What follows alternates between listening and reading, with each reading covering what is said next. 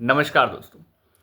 Supreme court से गुहार लगाई गई है कि योगी आदित्यनाथ के बुलडोजर को रोका जाए, क्योंकि योगी आदित्यनाथ का बुलडोजर ऐसे लोगों के घरों को तोड़ रहा है जो अपराधी हैं या फिर जो मुसलमान हैं। ऐसा दावा किया है जमीयत उलमाए हिंद ने। खैर, इन सभी दावों से अलग सुप्रीम कोर्ट ने कुछ गाइडलाइंस जारी की हैं पूरे भारत में बुलडोजर एक्शन के लिए। सुप्रीम कोर्ट का कहना है कि कोई भी अपराधी हो उसका घर नहीं तोड़ा जा सकता, क्योंकि घर सपनों से बनता है और सपनों के उस आंगन को तोड़ा नहीं जा सकता। बिल्कुल सही बात की है माय लॉर्ड ने। और योगी आदित्यनाथ ने भी ये बार बार साफ किया है कि मैंने किसी के सपनों के घर को तोड़ा नहीं है, लेकिन जिसने भी सरकारी जमीन के ऊपर अवैध कब्जा किया है उसके घर को छोड़ा नहीं जाएगा। बात बिल्कुल साफ है। लेकिन सुप्रीम कोर्ट ने कुछ गाइडलाइन जारी की है जो पूरे भारत के लिए है। उन्होंने कहा है कि जिस किसी का भी घर तोड़ना है जो अवैध है, उसके लिए पहले 15 दिन का नोटिस देना बिल्कुल अनिवार्य है, वो भी रजिस्टर्ड पोस्ट से देना पड़ेगा। पुराना नोटिस नहीं चलेगा, नया नोटिस देना पड़ेगा। 15 दिनों की वैलिडिटी होनी चाहिए। डीसी और जो भी वहाँ का कोई बड़ा अधिकारी है या डीएम है, उसके साथ आपको सनमयता बना के चलना होगा और उसको भी बताना होगा कि ये नोटिस दिया गया है। तो ये प्रक्रिया उसमें लगाई गई है और कहा गया है कि 15 दिन का वक्त मिलना चाहिए किसी को भी कोर्ट तक पहुंचने का। यानी सुप्रीम कोर्ट का कहने का मतलब था कि हर मामले को कोर्ट तक ले आइए। यानी किसी गली की अगर नाली भी तोड़नी है तो उसके लिए भी कोर्ट से परमिशन लेनी होगी। ये सुप्रीम कोर्ट के मायने हैं इसको कहने के। देखिए, इसमें कोई खास मतलब नहीं है इन चीज़ों का। सुप्रीम कोर्ट का कहना है कि आप जो है 15 दिन का नोटिस देंगे, बताएंगे इंसान को कि आपका घर किस लिए तोड़ा जा रहा है, फलाना है, धमकाना है, ये और वो है। और लास्ट में सुप्रीम कोर्ट ने कह दिया कि हमारी ये कोई भी जो बातें हमने बताई हैं ये अवैध अतिक्रमण के ऊपर लागू नहीं होती हैं। अवैध अतिक्रमण को आप तोड़ सकते हैं, एक प्रॉपर प्रोसीजर होना चाहिए और उस प्रोसीजर से आप तोड़ सकते हैं। तो मुझे ये बताइए, सुप्रीम कोर्ट ने इतना बड़ा ज्ञान दिया तो है, लेकिन इस ज्ञान का कोई मतलब नहीं है।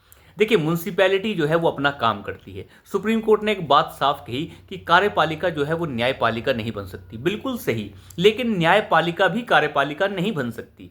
म्यूनसिपैलिटी कौन सी नाली तोड़ेगी नहीं तोड़ेगी, अगर ये सुप्रीम कोर्ट तय करने लगेगा तो जज साहब आप करेंगे क्या? कल परसों को आपको फावड़ा लेके और बेलचा लेके चलना पड़ेगा रोड के ऊपर। तो कुल मिला के सुप्रीम कोर्ट के जो डिसीजन है इनके कोई खास मायने नहीं है, ये यूजलेस कह सकते हैं आप इनको।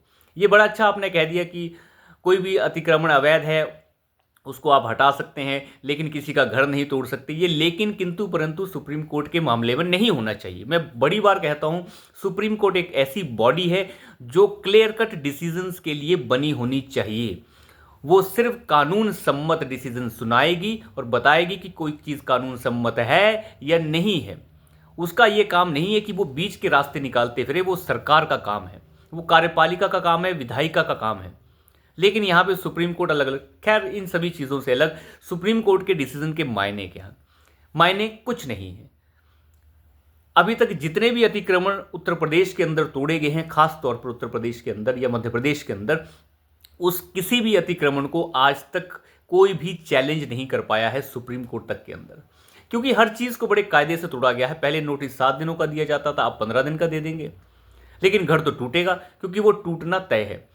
सुप्रीम कोर्ट अपने आप में एक ऐसी बॉडी है जिसका न सिर है न पैर है। बहुत सारे डिसीजन सुप्रीम कोर्ट के ऐसे होते हैं जो बड़े ही सराहनीय होते हैं, लेकिन कुछ डिसीजन ऐसे हो जाते हैं जहां से हम ये सोचने लग जाते हैं कि सुप्रीम कोर्ट 10 दिन पहले कुछ और कह रहा था, अब कुछ और कह रहा है। सुप्रीम कोर्ट ने अभी इस डिसीजन में यह भी कहा कि किसी अवैध अतिक्रमण के ऊपर जो है वो कार्रवाई होनी चाहिए। लेकिन सुप्रीम कोर्ट भूल गया कि 1 वर्ष पहले हल्द्वानी में जो एक बड़ी लंबा चौड़ा शहर बसा हुआ है, उस शहर को तोड़ने के जब आदेश उत्तराखंड हाईकोर्ट ने दे दिए थे, तो उत्तराखंड हाईकोर्ट के उस फैसले को पलटते हुए सुप्रीम कोर्ट ने उसके ऊपर रोक लगा दी थी। क्या दिक्कत आ गई थी? दिल्ली के अंदर जो बुलडोजर चल रहा था उसके ऊपर रोक लगा दी सुप्रीम कोर्ट ने, क्योंकि इनके मजे हैं। इन्हें क्या फर्क पड़ता है स्टे लगाने से? मुझे लगता है सुप्रीम कोर्ट की इन बातों को अनदेखा किया जाना चाहिए, क्योंकि इस तरीके से चलेंगे तो न्यायपालिका भले ही कार्यपालिका बनने की कोशिश करे, लेकिन कार्यपालिका ध्वस्त हो जाएगी। सुप्रीम कोर्ट का कहना है कि अधिकारी जो हैं अगर गलत तरीके से अवैध अतिक्रमण को हटाएंगे तो उनके ऊपर भी कार्रवाई होगी। जब अवैध अतिक्रमण को ही हटाया जा रहा है, जब वो चीज़ ही अवैध है, तो कार्रवाई काहे की होगी?